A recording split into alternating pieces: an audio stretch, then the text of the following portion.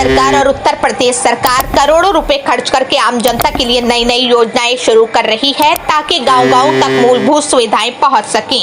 वहीं जमीनी हकीकत ऐसी है कि इन योजनाओं को ग्राम प्रधान और सचिव अपनी कमाई का जरिया बना चुके हैं। जनपद बहराइच के विकासखंड रिसिया ग्राम पंचायत मलुहा भकुरहा का सामुदायिक शौचालय इसका सबसे बड़ा उदाहरण है। सरकार ने गांव की जनता की सुविधा के लिए लाखों रुपए खर्च करके यहां एक आधुनिक शौचालय बनवाया। बाहर से देखने पर यह किसी सरकारी मॉडल बिल्डिंग से कम नहीं लगता, लेकिन जैसे ही आप अंदर कदम रखते हैं तो वहां की गंदगी, टूटी फूटी दीवारें और बदबूदार हालात पूरी सच्चाई बयां कर देती है। सबसे बड़ा सवाल है कि इस शौचालय की देखरेख के लिए सरकार ने बाकायदा एक केयर टेकर भी नियुक्त किया है और उसके वेतन के लिए हर महीने बजट भी जारी करती है। लेकिन हकीकत यह है कि इस महिला केयर टेकर का 34 महीने से भी ज्यादा का वेतन ग्राम प्रधान और सचिव ने हजम कर लिया है। केयर टेकर खुद कैमरे पर आरोप लगाती है कि बार बार शिकायत के बावजूद उसकी सुनवाई नहीं होती।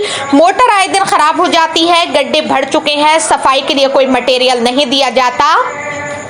मजबूरी में ये महिला अपनी जेब से पैसा खर्च करके सफाई का सामान खरीदती है और पूरे शौचालय की सफाई करती है ताकि गांव की महिलाएं और बच्चियां असुविधा में न पड़ें। सोचिए, सरकार पैसा देती है, काम भी कराया जाता है, लेकिन भुगतान वहीं रोक दिया जाता है जहां से ये महिला का हक निकलना था। और सबसे शर्मनाक बात तब सामने आई जब इस महिला ने प्रधान से वेतन मांगा।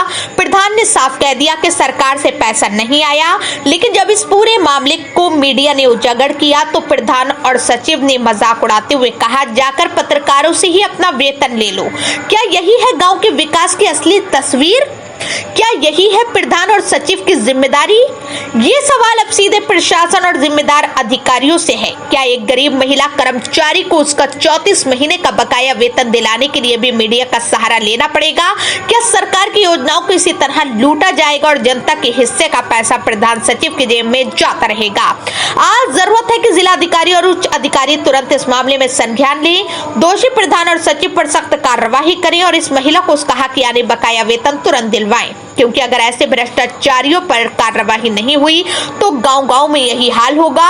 योजनाएं कागजों पर चमकेंगी और जनता उनके अंदर सड़न और गंदगी झेलेगी। ये मामला सिर्फ एक महिला के वेतन का नहीं बल्कि पूरे सिस्टम की नाकामी का आईना है। अब देखना यह है कि क्या जिम्मेदार अधिकारी इस आवाज को सुनेंगे या फिर यह आवाज भी फाइलों और बहानों के ढेर में दबा दी जाएगी। क्या नाम है आपका?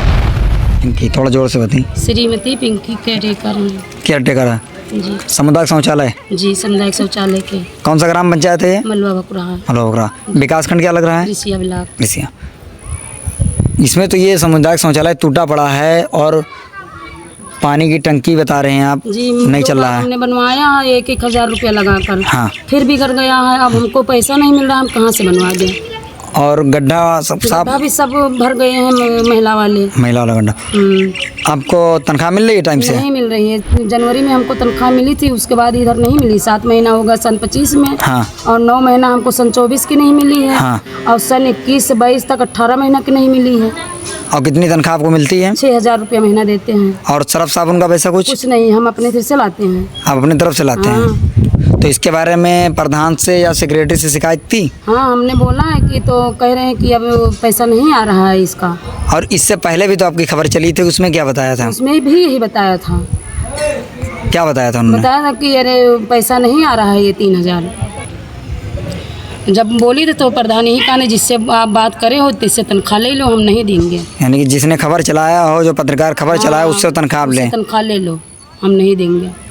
तो इसके बारे में कभी डीएम साहब से शिकायत किया आपने? अभी हमने कुछ नहीं किया है। बीडीओ साहब के पास एप्लीकेशन दिए थे, बीडीओ साहब एप्लीकेशन ले लिए थे, उसके बाद कुछ कार्रवाई नहीं। कब दिया था आपने एप्लीकेशन? हमने दिया था उसी मार्च में।